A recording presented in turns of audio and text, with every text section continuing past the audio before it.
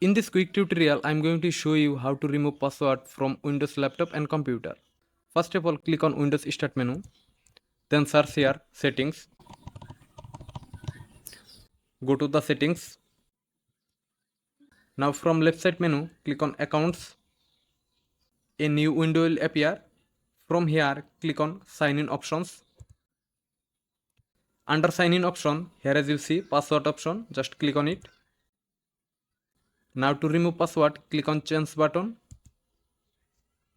Enter your current password here. Then click on Next. Now to remove password from your laptop, just keep this three field empty. Then click on Next. Now click on Finish. Now here as you see in password option, here is Add button. That means password removed from your laptop. In this way you can remove password from Windows laptop and computer.